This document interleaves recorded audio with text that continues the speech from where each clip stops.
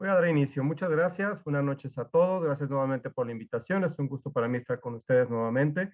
Vamos a compartirles algo que viene muy inherente al tema de la ortopedia pediátrica, esta modulación del crecimiento, llevarlo de una forma adecuada para que podamos corregir estas deformidades que pueden luego repercutir y necesitar luego osteotomías o incluso ya después terminar en prótesis por un desgaste. Tenemos entonces el término de miepifiziodesis o crecimiento controlado. Las deformidades angulares son una causa común, como mencionaba en la consulta para el ortopedista. Tenemos que ver si esto es parte de una historia natural, como por ejemplo el genuvaro o genuvaro inicialmente en los pediátricos menores de 2 años, o algo fisiológico de los 2 a los 10, o si ya estamos hablando de condiciones que no sean como tales, que ya sean displásicas, metabólicas, traumáticas, genéticas, etcétera. Y tendremos que determinar si es que el paciente es candidato a llegar a una osteotomía correctiva con un abordaje terapéutico tradicional inicial o si es que podemos hacer algo antes. Hablar de un crecimiento controlado, simplemente el logo de la ortopedia, el árbol de Andri, habla de un crecimiento controlado en el cual se está llevando una corrección sistemática mediante fuerzas de tensión y que llevan a la corrección de una deformidad en un plano. Hablando del tema, para poder entender el crecimiento controlado, tenemos que el cartílago de crecimiento está el crecimiento condral, responde a las fuerzas aplicadas, de acuerdo a Frost, y antes con los principios de Hutter-Volkmann, que habla sobre cómo cuando aplicamos una fuerza compresiva hasta determinada carga, se da un crecimiento adecuado en una fisis, como podemos ver en esta gráfica. Lleva una forma de U invertida en el cual cuando sobrepasamos las fuerzas de compresión llegamos al clásico daño condral y entonces ya deja de crecer. Si trabajamos en esta parte podemos inhibir temporalmente el crecimiento mediante la aplicación de fuerzas compresivas y de tensión y es por lo cual se aplican ciertos implantes para poderlo realizar. Tenemos entonces el crecimiento controlado, hablamos de métodos cerrados, como son también el método Ponseti, que ya hemos hablado en otras sesiones para el pivot, arnés de Paplik para la displasia del desarrollo de cadera, y esos correctivos para el método como es el método de Meta para la escoliosis.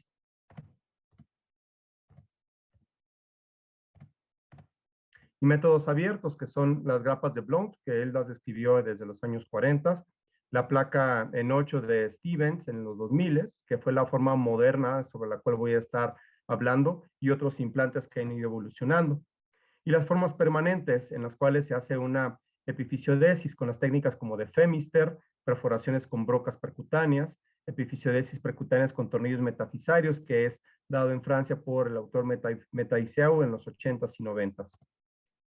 Esos serían los bloques que se sacan, se giran 180 grados y se vuelven a recolocar para producir puentes fisarios y bloquear el crecimiento cuando queremos dar una igualdad cuando ya va a terminar de crecer un paciente y para que pueda compensarse una discrepancia. Las técnicas de Metaiseu, que son con estos tornillos que atravesan la fisis y producen una inhibición temporal o definitiva del crecimiento, y lo más habitual que es el crecimiento controlado con placas en 8, que es el implante moderno que genera una banda de tensión.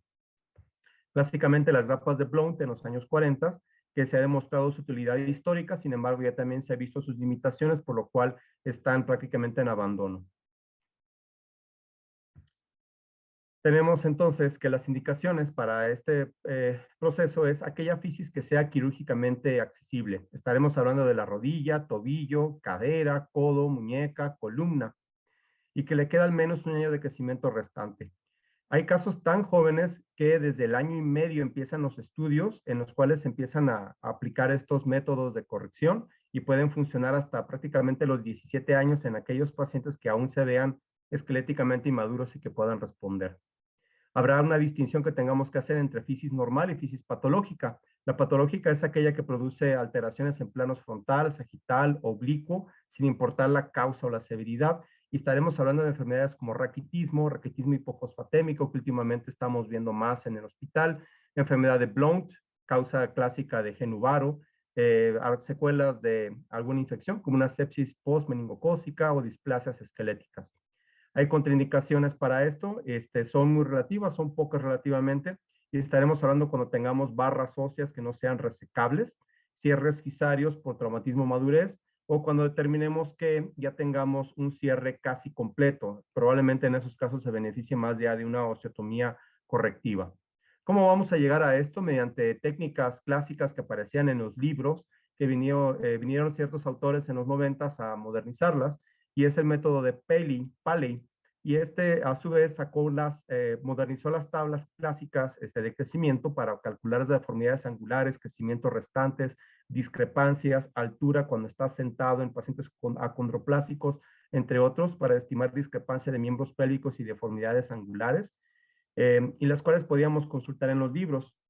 Gracias a la tecnología hoy en día podemos entrar a softwares que son gratuitos para descargar en un celular, una tablet, y podemos, el método multiplicador de Paley, podemos consultarlo, descargarlo gratuitamente en línea, y te habla sobre cómo calcular estas cuestiones que estaba mencionando.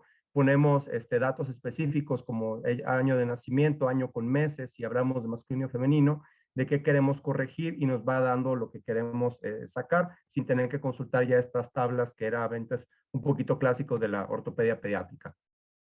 Cuando hablamos entonces de un crecimiento controlado, por demostrar la técnica de cómo se llega a hacer, aquí vemos un caso ejemplificando un genuvaro, cómo llegó a corregir. Es una técnica en la cual hay diferentes implantes, casi todos son de titanio, en los cuales se permite que el tornillo gire dentro de la placa a través de la cabeza del tornillo, que es esférica, y esto produce un momento de tensión por fuera de la fisis. Eso es bien importante.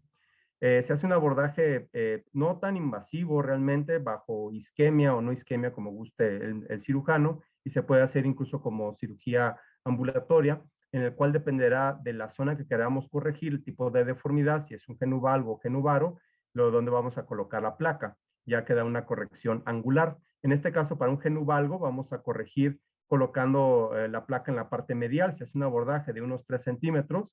Importante destacar que se hace de forma extraperióstica, guiado con intensificador de imágenes. Esta placa tiene un sistema en el cual está perforado en la parte medial para que pueda uno centrar la placa sobre la fisis. La centras en el plano anterior y posterior, deslizas la misma, y los tornillos son canulados.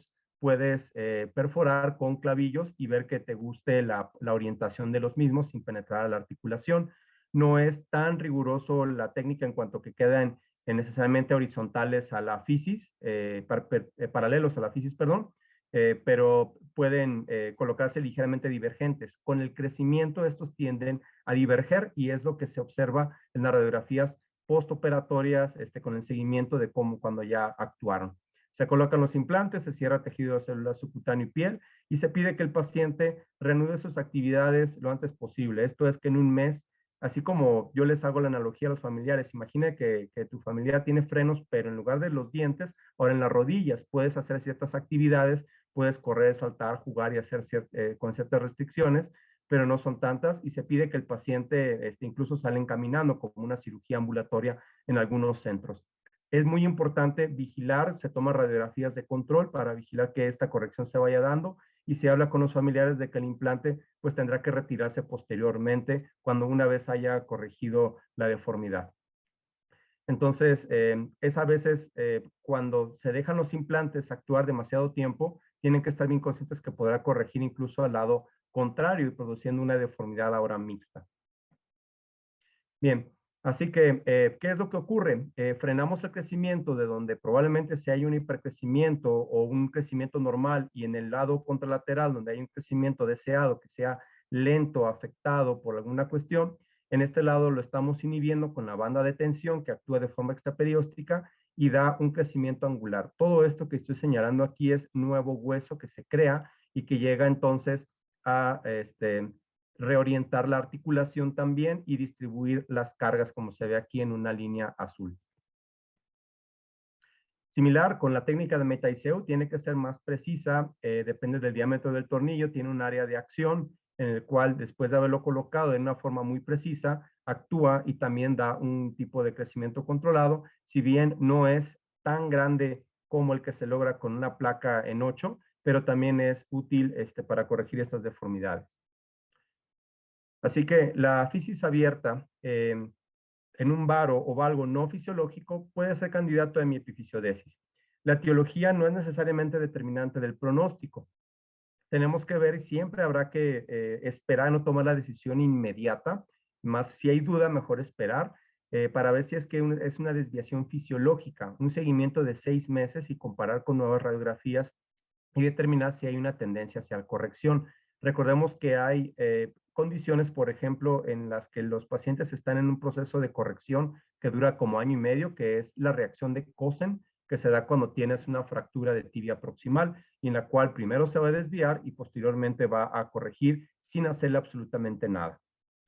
Stevens, entonces, mediante el trazo del eje mecánico y después ya prestando la atención a la rodilla, describía las zonas clásicas que son las que son dentro de las cargas habituales, un genu varo y un genu valgo fisiológico, y en rojo, entonces, demostramos las zonas que no son fisiológicas y si el eje mecánico está actuando, está cayendo ahí, es candidato a hacer un crecimiento controlado para que entonces quede en esta forma, ¿sí? Como planificación preoperatoria, tenemos que este crecimiento controlado es reversible, no requiere un cálculo tan preciso ya que le vas a dar seguimiento al paciente porque el crecimiento va a ir corrigiendo lentamente. Con 1 centímetro de crecimiento epifisiario corrige 10 grados de deformidad aproximadamente.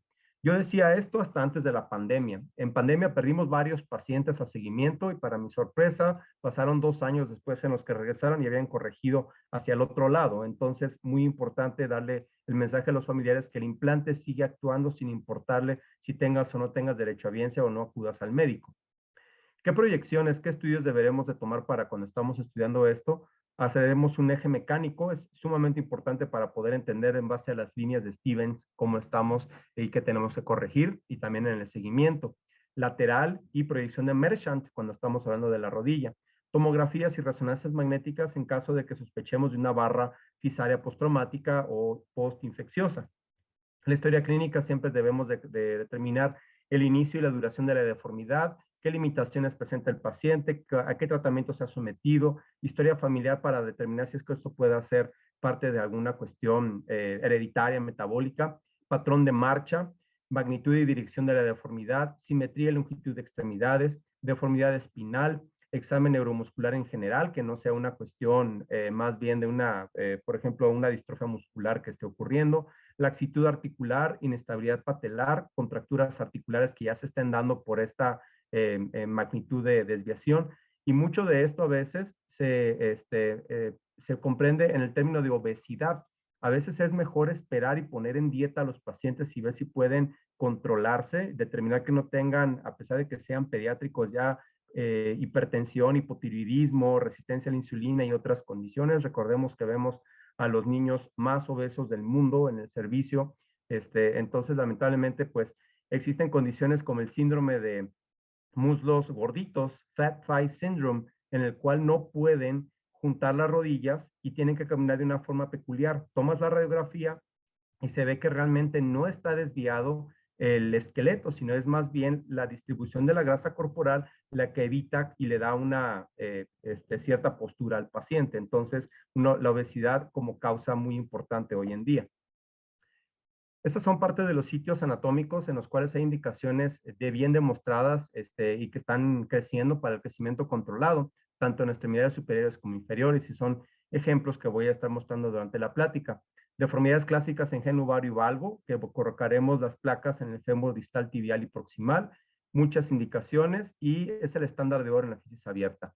Incluso en hallux valgo se ha visto cómo funciona, deformidades en valgo del calcáneo, en equino de tobillo, valgo de tobillo, contracturas en flexión de rodilla en parálisis cerebral infantil, artrobiposis, sindromáticos, y puede evitar el realizar osteotomías.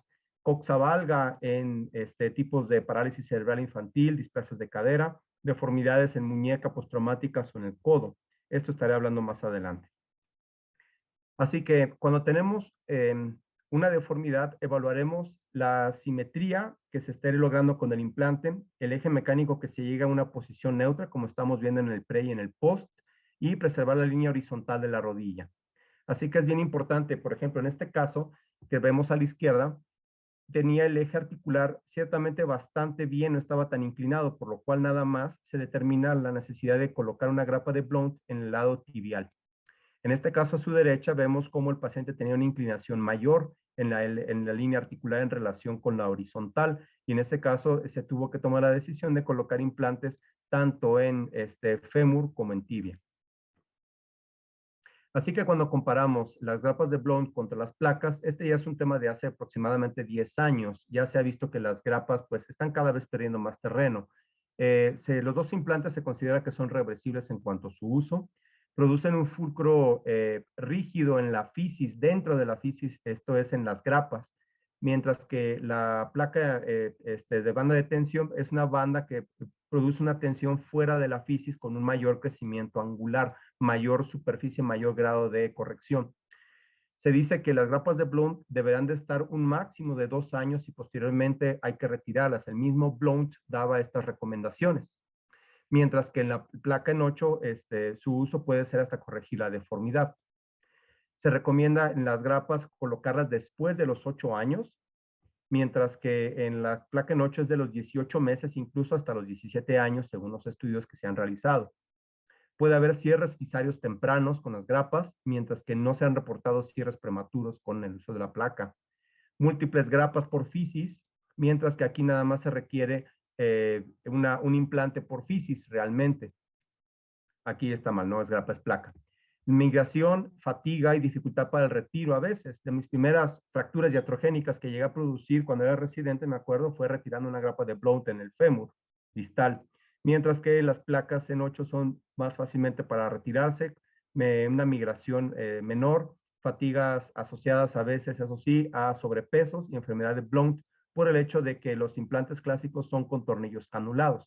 Por eso se han cambiado los tipos de implantes que se utilizan y hoy en día se ponen tornillos más firmes para en casos como enfermedad de Blount. Tasas de éxito históricas en las grapas de 60-80%, mientras que resultados satisfactorios del 95% o más con las placas. Resultados son ciertamente impredecibles en cuanto a determinar cuántos grados mes vas a corregir, mientras que históricamente está el promedio de 8.4 grados por año en el fémur y 6 grados año en la tibia, con un 30% de corrección más rápida. Vemos ejemplos aquí de grapas de Blount, en los cuales se observa la corrección, que vemos un cierre, cómo se aumenta la fisis aquí, cómo está creciendo, pero el grado de corrección es nada más de esta zona de aquí que estoy señalando. Es menor la cantidad porque está produciendo el fulcro dentro de la fisis. Esos pacientes a veces fallan y se tienen que cambiar luego a placas y se ve cómo se da la corrección ya que el fulcro es mayor y se observa cómo la fisis abre desde la parte medial, tiene una mayor superficie de actuación cuando colocas estos implantes. Complicaciones históricas que se han visto en estudios, se ha visto que son relativamente escasas, pero es la migración de los tornillos por el diámetro de 3.5 y por lo cual se ha cambiado y se ha compensado cuando pones tornillos más grandes. Fallas de los implantes, especialmente en casos de Blount, porque tienden a tener más sobrepeso y las fuerzas de tensión que se aplican son mayores. A su vez, cuando quieres detener el crecimiento temporalmente de toda la rodilla, son tales las fuerzas que se producen que tiende a fallar esos implantes, tanto como esos como las grapas. Así que se recomienda utilizar técnica de meta-ICAU o bien poner implantes que no estén canulados. Y aquí vemos cómo escupe prácticamente la grapa, la fisis cuando está creciendo. Aquí se ve cómo en radiografía se demuestra cómo estaba en una posición colocada y simplemente se está aflojando y se está expulsando esta grapa cuando está creciendo y entonces da un crecimiento, una corrección asimétrica. Entonces, hablando de este tema de que se requieran implantes, cómo han ido modernizándose, salió la placa en bisagra, en la cual actúa todavía para un mayor grado de corrección, con un diámetro de tornillo más grande y a su vez ya no es canulado. No es tan fácil de colocar como la placa en 8, pero sin embargo se utiliza para las grandes correcciones de las deformidades. Casos especiales en los que puede demostrarse su utilidad, por ejemplo, la osteocondromatosis múltiple, cómo estos osteocondromas pueden inhibir la placa de crecimiento y producir más deformidades. Al colocar la placa vemos cómo se logra una corrección más o menos en año y medio después. Casos especiales en los cuales han utilizado otros implantes, de acuerdo a cuando no tengas la capacidad para conseguir estos implantes de la placa en 8 clásica, displasia metafisaria, corrección 8 meses, tan solo 8 meses después de la cirugía y a 2 años de edad. Este genuvaro que estaba realmente con fisis patológicas, ¿cómo llega a corregirse entonces? Así que los estudios, como van demostrando desde Stevens, utilizando implantes desde el año y medio prácticamente hasta los 17 años, es el que más tiene experiencia a nivel mundial. Y la tasa de corrección histórica que les comentaba, que va en diferentes estudios desde el 87 hasta el 97%. Como complicaciones eran las que ya había comentado y son a veces también en algunos otros estudios que hablan sobre el crecimiento rebote que puede dar después de haberle retirado las placas, como que sea un crecimiento compensatorio, por lo cual el seguimiento es sumamente importante para incluso volver a colocar el implante. Otro ejemplo de la técnica de Metaiseu, tornillo 6-5 para poder actuar e inhibir la fisis, para poder causar una detención temprana, prematura por un tiempo determinado en lo que el resto del esqueleto alcanza el crecimiento. Y como mencionaba, con las placas en 8 que tiende a fallarla esta configuración. Entonces habrá que ver si es que se coloca ese tipo o con tornillos que no sean canulados. Debido a la necesidad a veces también de que estas placas tienen su costo, están hechas de titanio, son de la empresa Orthofix, entonces tienen a veces no tanta disponibilidad a nivel institucional. En Sudamérica, pues bajo la necesidad de la innovación y de estar buscando, se hacen estudios comparativos, al hacerlo logrando una banda de tensión con una verdadera banda de tensión. El doctor Gino Martínez en Chile, desarrolla esta técnica en la cual coloca tibón, el más grueso que pueda conseguir, tornillos 4.0 y arandelas, lo coloca en la fisis y se ve que funciona bastante bien. Tiene sus ventajas esto también, como vemos aquí, menos implante, menos irritación, y también depende de la zona en la que lo estés aplicando. Se ha demostrado su utilidad, por ejemplo, para hacer crecimiento controlado anterior, para poder lograr extensión de la rodilla en contracturas en flexión de menores de 20 grados, y este implante tendría a irritar al ponerlo a los lados de la patela. Cuando colocas solamente los tornillos es más amigable y más tolerado. Esta técnica la hemos utilizado en el hospital y para nuestra sorpresa también con buenos resultados. Solamente que la colocación de esta banda puede ser un poquito problemática al principio. Vemos entonces el antes y el después clínicamente de cómo se va logrando con estos implantes. Igual, siguiendo esa tendencia de buscar innovación para poder, con lo que tengamos a la mano, y si es que no tenemos esos implantes disponibles, podemos utilizar placas de reconstrucción, damos el mismo principio biomecánico, y en estudios realizados en Turquía y en China, se ha visto cómo puedes lograr prácticamente el mismo efecto, con el inconveniente probablemente que el perfil de la placa sea un poquito mayor, y que te limita para ciertos usos. Hay que moldear la placa, no se tienen otros accesorios para poder colocar la placa, es un poquito más artesanal, pero esa es una técnica que también hemos implementado en el servicio desde el 2015 con buenos resultados, en la cual podemos lograr un crecimiento controlado casi similar al de la placa en 8. Este ha sido tema actualmente de trabajo de tesis por parte del doctor Víctor Samuel García, en el cual tenemos resultados preliminares, está en su R4 y está llevando a cabo el estudio. Les muestro aquí algunos ejemplos, son de casos operados en el hospital, tanto de casos con deformidades en varo como en valgo, y así como casos con trastornos metabólicos, y en los cuales se ha visto cómo funciona. Casos idiopáticos 26, y sindromáticos 4, de un total de 30 que pudimos tener radiografías y tener un seguimiento promedio de 20 meses con una corrección aproximada hasta el momento en 76% de los casos, con tasas de complicaciones del 13%, que ahora han sido sobrecorrección, como mencionaba, por efecto de pandemia al perder seguimiento.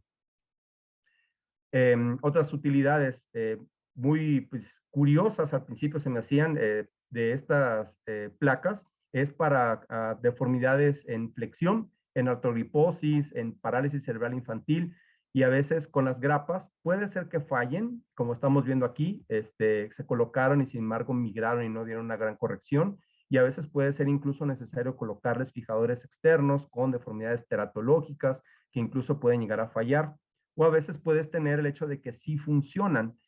Por eso es que es impredecible este resultado con las grapas de Blount. Ese mismo principio se puede usar con los tornillos y la sutura de T-bond, y se puede con buenos resultados también. Así que esto es lo que hizo Stevens al colocar las placas al lado de la patela. Ciertamente pueden irritar, esto es uno de los contrapartes, pero puede llegar a corregir. Aquí están ejemplificando, realmente no es que a 90 grados haya corregido todo eso, está determinado esto para deformidades menores de 20 grados. y con eso puedes tener correcciones cuando tienes una contractura que ya no va a dar más y que está prácticamente terminando de crecer el paciente, puedes aplicarlos y con eso mejoran la capacidad de marcha y a la extensión. Como vemos aquí en este caso de un paciente masculino de 12 años, 14, con parálisis cerebral infantil, presenta una marcha agazapada y también por el peso, por cirugías previas, puede presentar este tipo de marcha en el cual te representa un mayor gasto energético y clásicamente se conoce como esta marcha agazapada. Tiene sobrealargado el tendón de Aquiles, la contractura en flexión en cerca de 40 grados, con una limitación para la marcha. Permítame.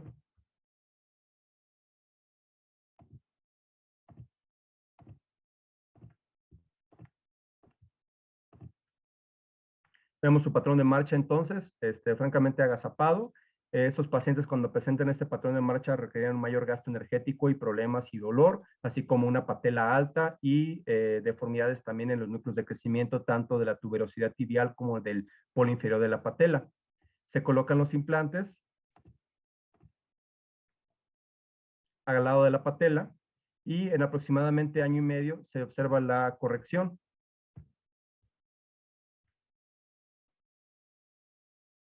en el cual mejora la capacidad de marcha, la longitud del paso, el gasto energético y rinde más para la marcha y se ve el pre y el post de cómo gradualmente va hasta los 16 años hasta lograr una extensión incluso completa, retirándole el implante.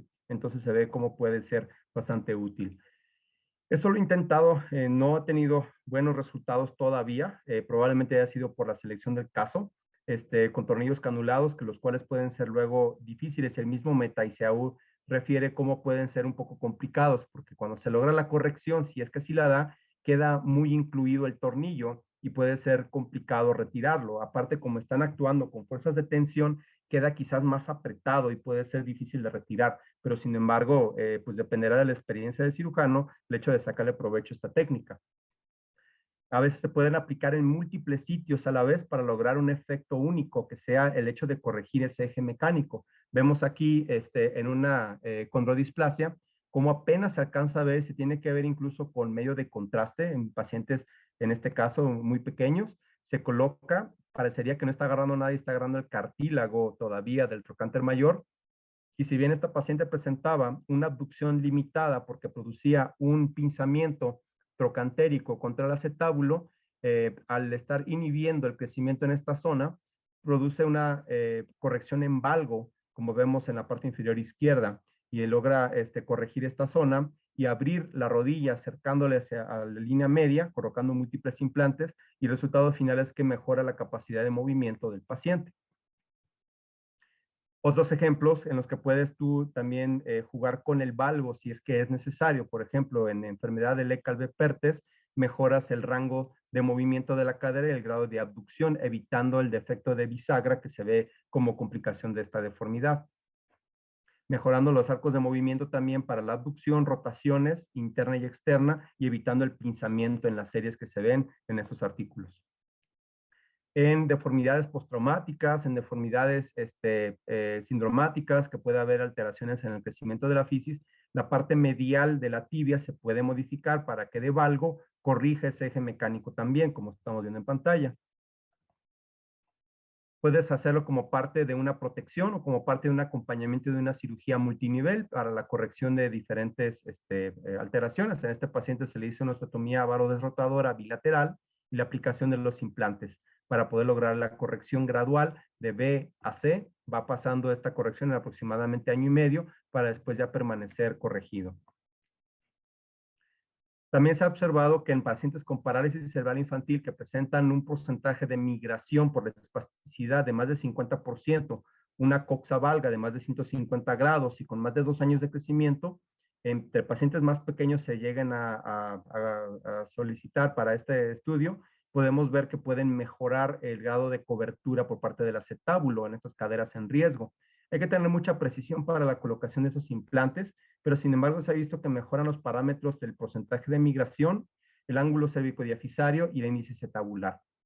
necesita una vigilancia muy cercana, se requiere una precisión milimétrica para poder colocar esos implantes y es lo que puede ser complicado en la cirugía.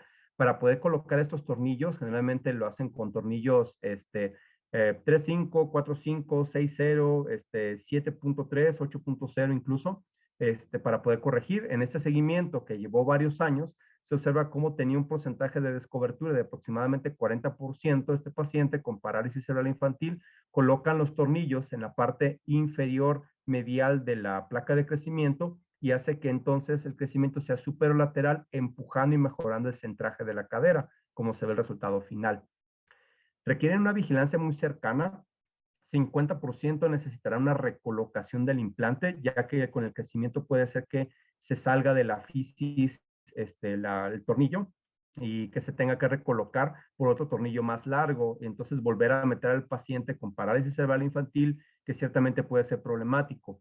Entonces hay estudios y depende del centro, y hay unos que depende de la localidad, prefieren no hacerlo y irse ya por una cirugía más convencional, o hacerlo como parte más bien, no solo única, sino acompañante de un procedimiento como miotomía de doctor mediano y psoas. Deformidades como postraumáticas de un arresto fisario, de un radio, podemos colocarlo en el radio distal y vean cómo acompañando una cirugía compleja de reconstrucción en la cual se le hace una cayotaxis al cúbito para lograrle un alargamiento y evitando una osteotomía del radio, colocas la placa y vean el antes y después, como tenemos una inclinación del radio muy pronunciada con una deformidad de Madelung postraumática y cómo logra tiempo después una adecuada corrección. También en codo demuestra utilidad para proteger a veces los resultados de una osteotomía correctiva para un genu varo, perdón, a un valgo o varo postraumático de codo, en el cual se coloca el implante, ya bien sea como método único, como método acompañante para proteger la cirugía, que ciertamente puede recidivar después de haber realizado la osteotomía. Vemos aquí los pasos que muestran en este artículo, cómo colocan la placa. Posteriormente vemos en los pasos en fluoroscopía cómo van colocando el implante, bien colocado en la pila lateral, hay que tomarse su tiempo para que quede bien y que pueda actuar bien. Y entonces lo que se busca es lo que estamos viendo en la parte inferior, este crecimiento angular que se ve en anaranjado, que va a dar una corrección con el paso del tiempo. Toma tiempo, toma paciencia, y veremos cómo la deformidad inicial, cómo estaba del paciente, y toma aproximadamente 11 años y vemos cómo le colocan el implante, va creciendo hasta que logra una corrección adecuada, incluso mejorando también, respetando y mejorando incluso un poco el ángulo de la paleta humeral. Vemos el pre y el post del paciente con este codo varo postraumático y cómo llega al término del crecimiento con una corrección de lo mismo. Esta técnica la aprovechamos también cuando hacemos una osteotomía de corrección para proteger nuestro resultado o cuando no fue completa la corrección que se dio en los pacientes. Puede ser útil en estos casos más que poner la placa, hacerlo también con sutura.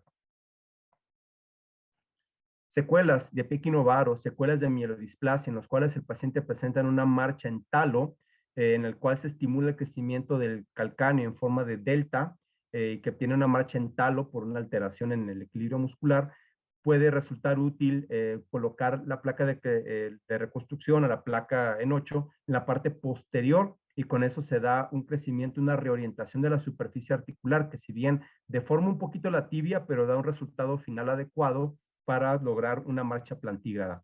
Eso se ve para defectos tanto en talo como en equino, que sería quizás más común. Deformidades, secuelas de Pekín-Ovaro, por ejemplo, secuelas de fracturas, entre otras, habrá que escoger bien al paciente y vemos cómo se coloca la placa anterior y cómo mejora. Ahí nada más lo complicado es que puede hacer la irritación hacia los extensores y cuidado con el paquete neurovascular, según reportan los autores.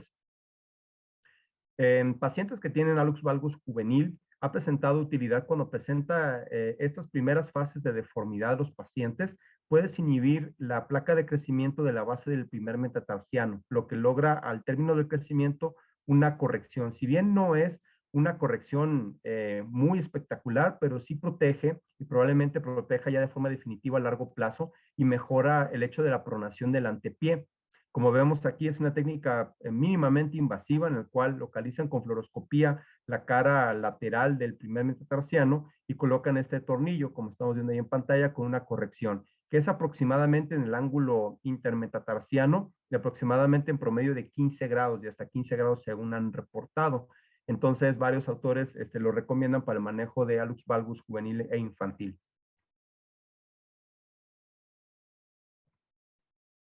Y una parte que me llama mucho la atención, está todavía en fase de experimentación, es aquella para hacer correcciones tanto rotacionales y un poquito de angulares, pero principalmente rotacionales.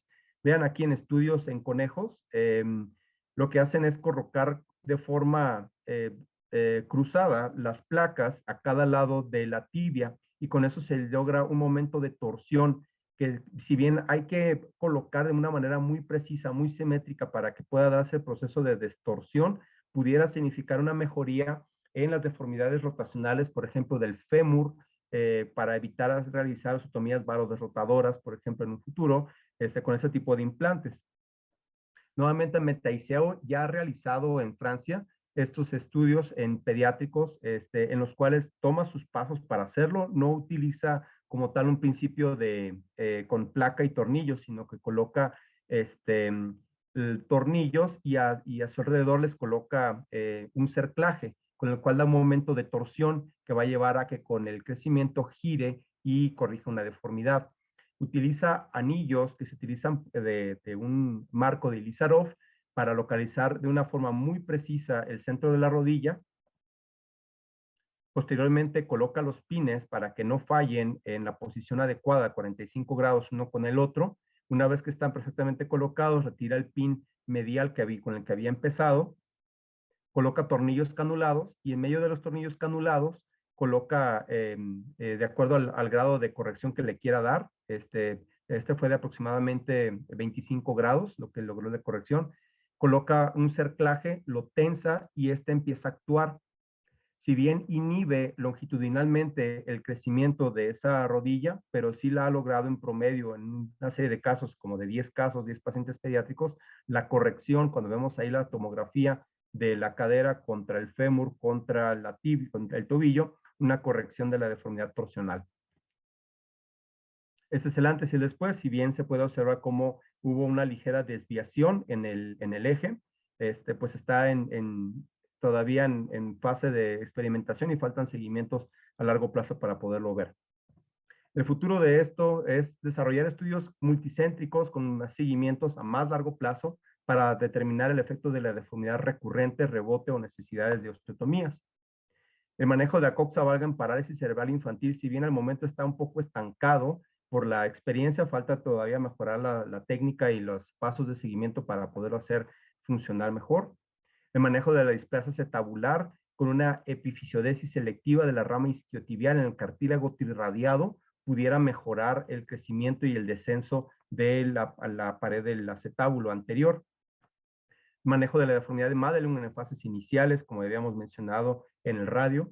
Modulación en el crecimiento de la columna escoliótica. Los estudios iniciales han sido dispares en cuanto a resultados favorables para algunos, para colocar tornillos que no es tan mínimamente invasivo que digamos, hay que hacer una toracoscopía para poderlo poner en la parte convexa de una deformidad torácica, en una escoliosis, y se ha visto que en algunos ha mejorado, pero aún así prefieren otros mejor irse a la segura y hacer la colocación de tornillos transpediculares.